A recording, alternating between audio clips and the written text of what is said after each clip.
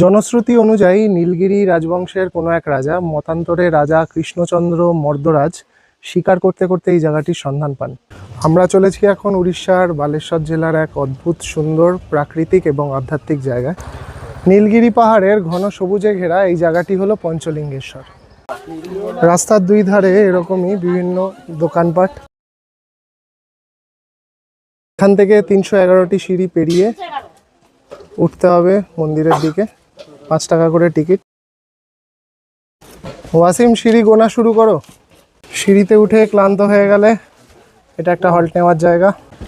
এখানকার বিশেষত্ব হলো এখানে 5টি শিবলিঙ্গ কোনো মন্দিরের গর্ভগৃহে নয়, বরং পাহাড়ের খাঁজ দিয়ে বয়ে চলা এক শীতল ঝর্ণার নিচে।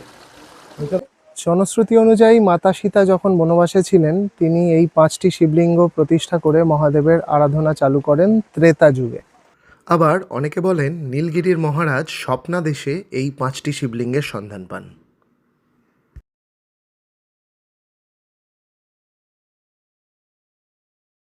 মন্দিরের পুজো পদ্ধতি খানিক এরকম।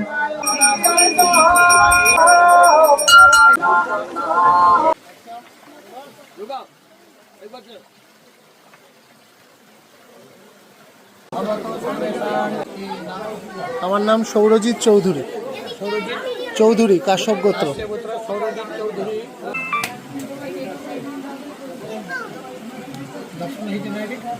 হ্যাঁ, দর্শন হয়ে গেছে।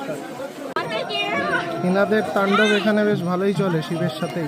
তবে একটি ভালো বিষয় হলো নীলগিরি রাজপরিবারের সদস্যরা বিভিন্ন বিশেষ বিশেষ তিথিতে এখনো এই মন্দিরে আসেন এবং তাদের উদ্যোগেই এই জায়গাটি আজকে উড়িষ্যা পর্যটনের একটি অন্যতম কেন্দ্র হয়ে উঠেছে।